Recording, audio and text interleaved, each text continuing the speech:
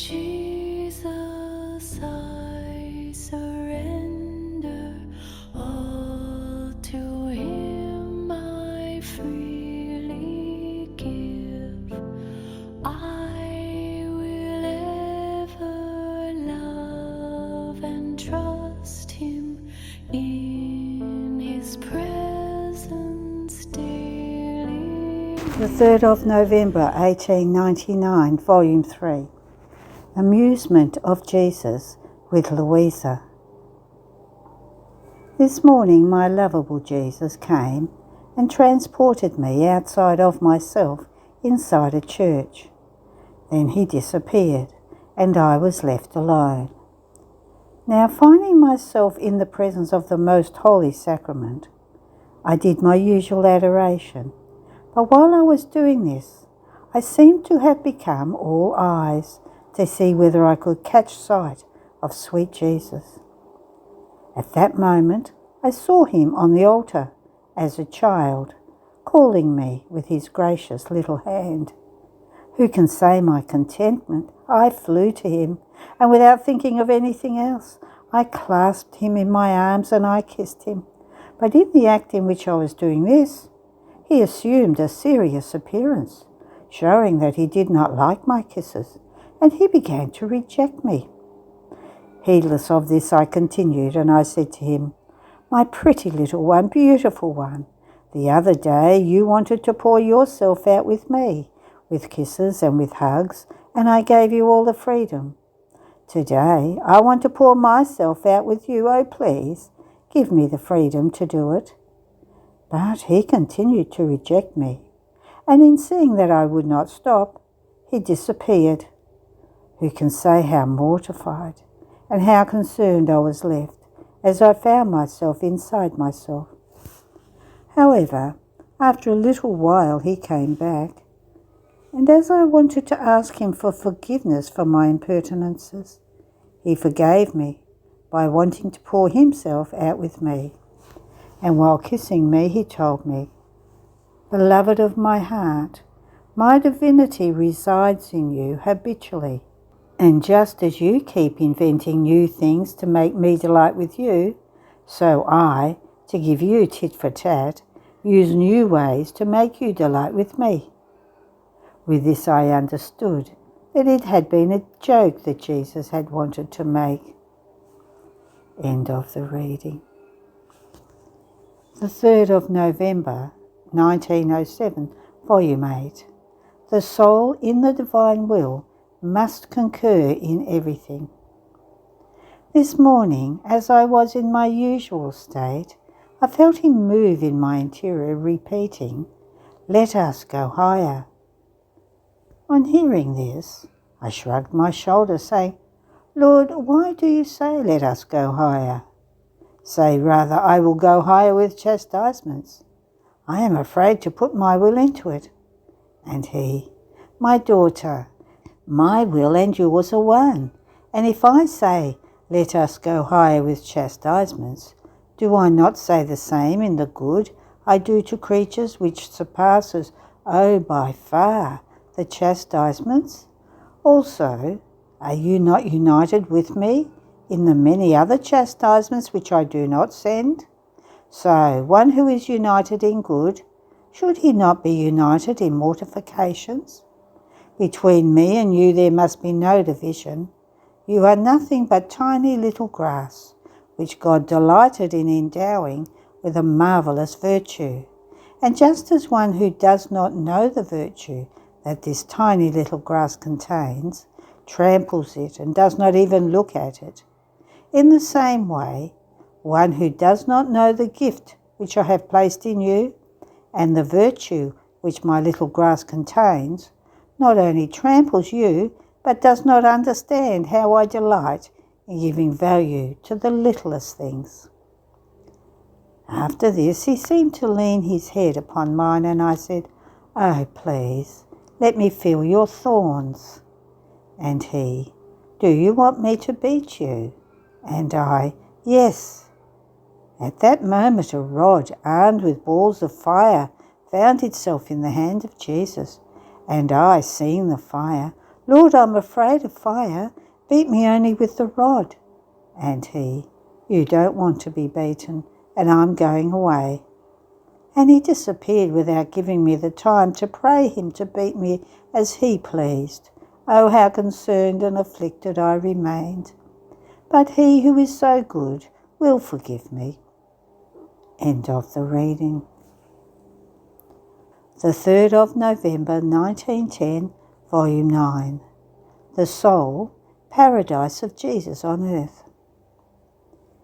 This morning, blessed Jesus made himself seen in my interior, in the act of cheering himself and of relieving himself of the many bitternesses of creatures.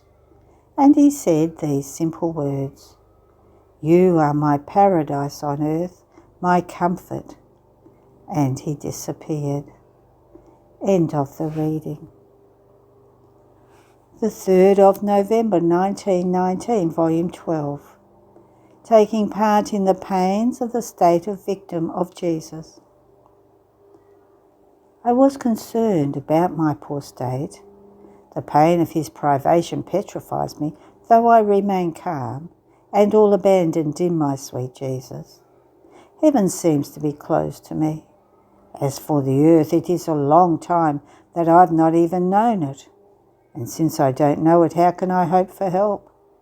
So I do not have even the sweet hope of hoping for help from the people of this poor world. If I did not have sweet hope in my Jesus, in my life, in my all, my only and sole support, I don't know what I would do. Then, seeing that I could not take any more, my always lovable Jesus came, and placing his holy hand on my forehead, in order to give me strength, told me, Poor daughter, daughter of my heart and of my pains, courage, do not lose heart. Nothing is over for you. On the contrary, when it seems to be over, then it begins. Of all that you are thinking, nothing is true. Rather, your current state is nothing other than one point of the state of victim of my humanity. Oh, how many times my humanity found itself in these painful constraints. It was identified with my divinity, even more it was one with it. Yet my divinity, which held all the power and demanded expiation for the whole human family, made me feel the denial, the oblivion, the rigours, the detachment which the whole human nature deserved. These were the most bitter pains for me. And the more identified I was with the divinity, the more painful it was for me to feel the detachment while being united, to be loved and to feel forgotten, to be honoured and experience denial, holy and see myself covered with all sins. What contrast, what pains, so much so that a miracle of my omnipotence was needed in order to suffer this. Now my justice wants the renewal of these pains of my humanity, and who could ever feel them, if not one who is identified with me, honoured to the point of being called to live in the height of my volition, where, from the centre of it, she takes all parts of all generations, unites them together, and repairs me, loves me, substitutes for all creatures, and while doing this she feels the oblivion, the denial, the detachment of the one who forms her very life. These are pains that only your Jesus can calculate, but in certain circumstances they are necessary to me, so much so that I am forced to hide you more within me, so as not to make you feel all the bitterness of the pain. And while I hide you, I repeat what my humanity did and suffered. Therefore calm yourself. This state will end, to make you pass on to other steps of my humanity. When you feel that you cannot take any more, abandon yourself more in me, and you'll feel your Jesus praying, suffering, repairing, and you follow me. I will be the actor and you the spectator, and when you feel restored, you will take the part of the actor and I that of the spectator, so we will alternate with each other. End of the reading. The 3rd of November 1926, Volume 20. The more the soul has done the divine will on earth, the more paths she has formed for herself in order to receive suffrages in purgatory. The more the soul possesses of the divine will, the more value her prayers, works and pains contain. I continued to live all abandoned in the adorable will, and while I was praying I thought to myself, how I would like to descend into the prisons of the purging souls to release them all, and in the light of the eternal will bring them all to the celestial fatherland. At that moment my sweet Jesus, moving in my interior, told me, my daughter, the more the souls who have passed to the next life have been submitted to my will, and the more acts they have done in it, the more paths they have formed for themselves in order to receive suffrages from the earth. So the more they have done my will, forming for themselves the ways of communication of the goods that are present in the church and that belong to me, there is no path formed by them that does not bring to some a relief, to some a prayer, to some a diminution of pains. The suffrages walk within these royal paths of my will, to bring to each one the merit, the fruit, and the capital that one has formed for oneself in my will. Therefore, without it, there are no paths and no means in order to receive suffrages.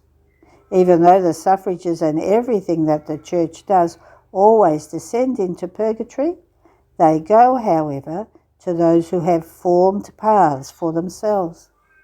For the others who have not done my will, the paths are closed or do not exist at all. And if these were saved, it is because at least at the point of death they have recognized the supreme dominion of my will, and they have adored it, and they have submitted themselves to it. And this last act has rescued them. Otherwise they could not even be saved. For one who has always done my will, there are no paths to purgatory. His path goes straight to heaven. And one who has recognized my will and has submitted to it, not in everything and always, but in great part, has formed for himself so many paths and received so much that purgatory sends him quickly to heaven. Now, just as the purging souls had to form their paths to be able to receive suffrages, in the same way the living, in order to send suffrages, must do my will in order to form their paths so as to make their suffrages ascend into purgatory.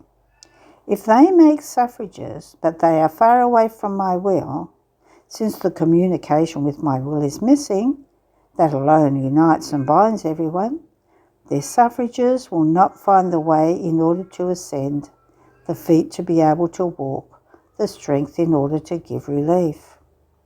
They will be suffrages without life, because the true life of my will is missing, that alone has the virtue of giving life to all goods.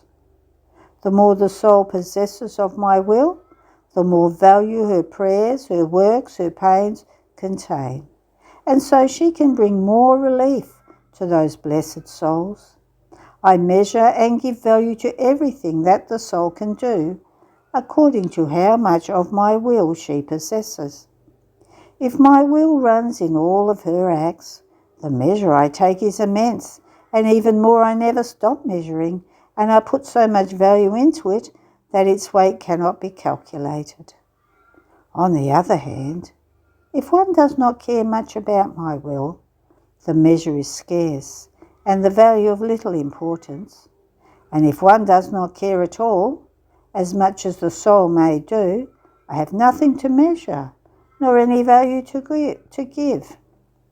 Therefore, if they have no value, how can they bring relief to souls who in purgatory recognize nothing, nor can they receive anything but what my eternal fiat produces? But do you know who can bring all reliefs, the light that purifies, the love that transforms? one who possesses the life of my will in everything and in whom it dominates triumphantly.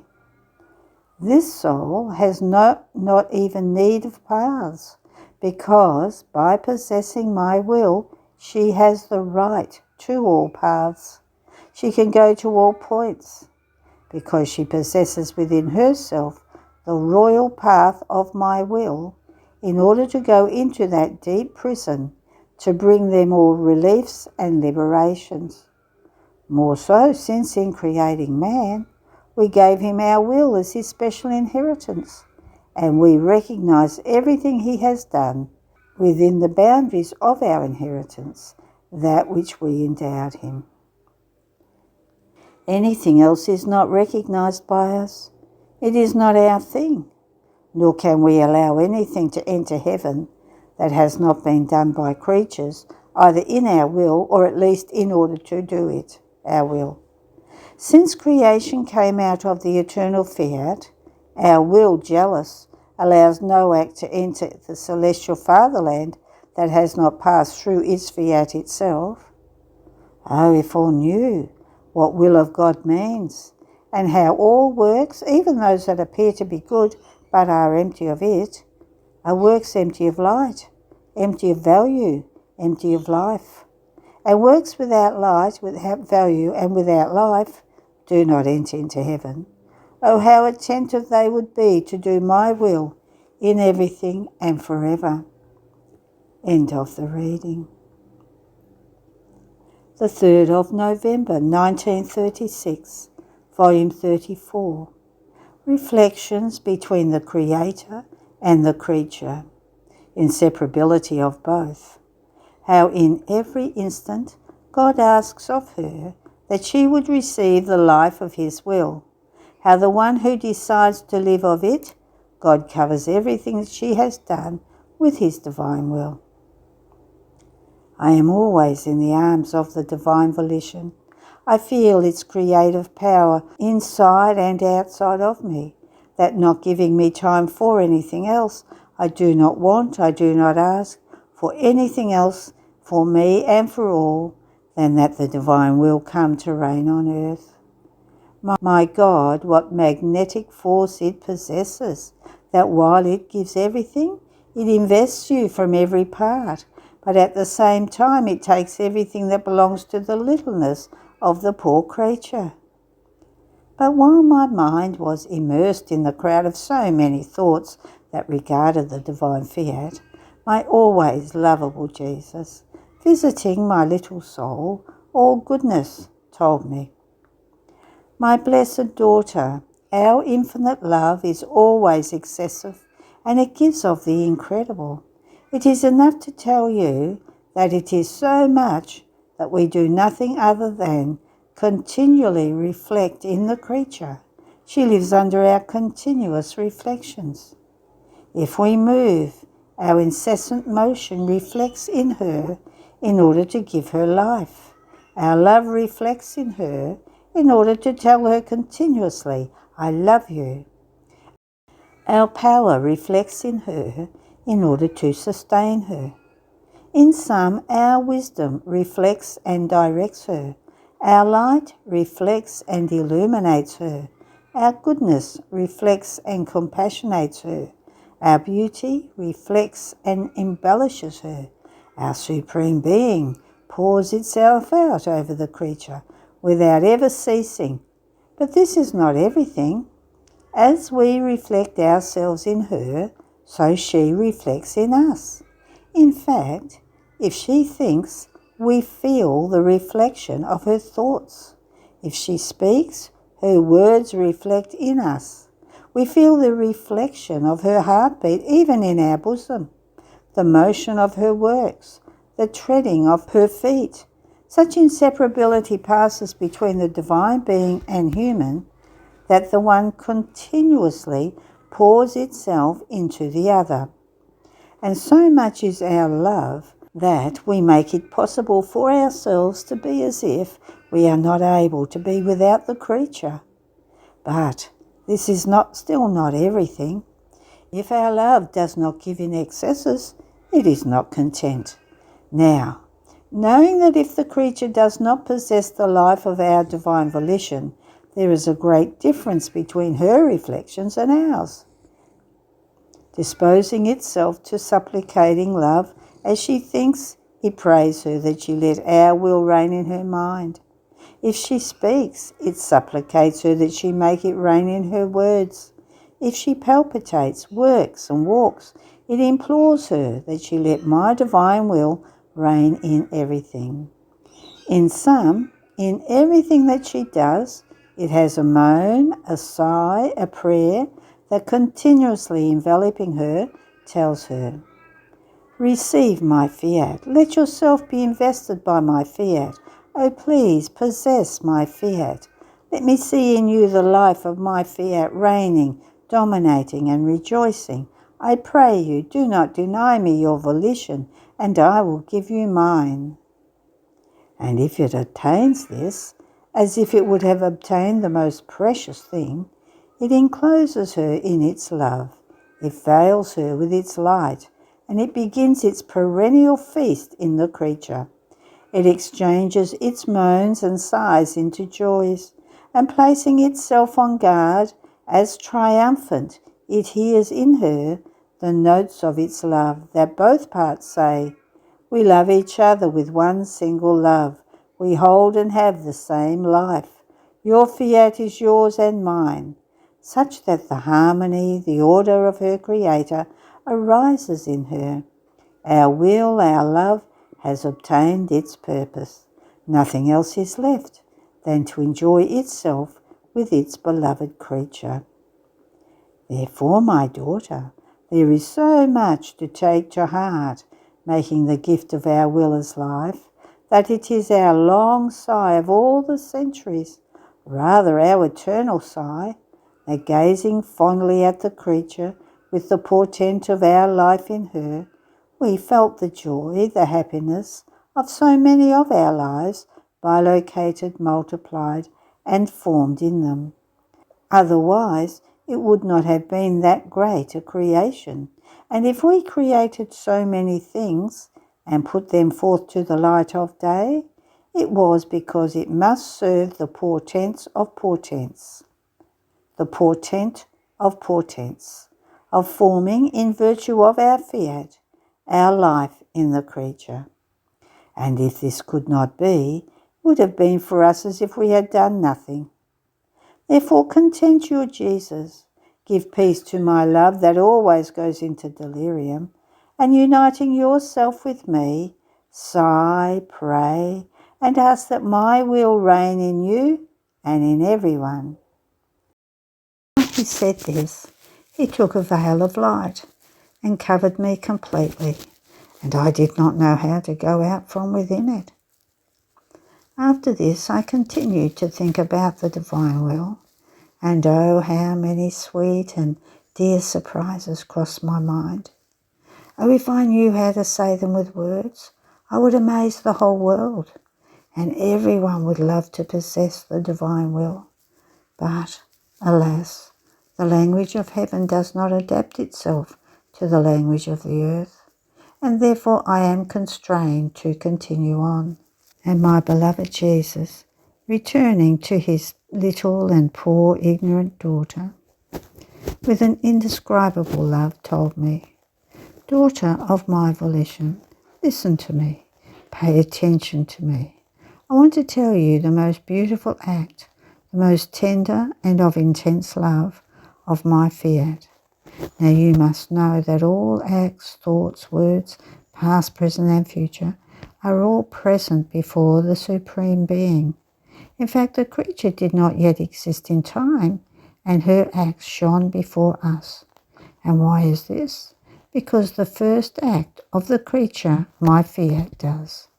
There is no thought, word, work that my fiat does not begin. It can be said that first it is formed in God with all his acts, and then we put it forth to the light of day. Now the creature, by doing her will, withdraws from the divine acts, but she cannot destroy that the life of her acts had the fiat for beginning. Everything was its property, that acting as arbitrator, It had changed human acts into divine. But if man disowns who has given life to his acts, my volition does not disown his acts. Therefore, listen to the greatest excess of the love of my volition. As the creature decides with immutable firmness to want to live of my will, letting it reign and dominate in her, our infinite goodness is so much, our love that does not know how to resist a true decision of the creature, more so because it does not want to see acts dissimilar from ours in her. Listen to what it does. It covers everything that she has done up to then with my will. It moulds them.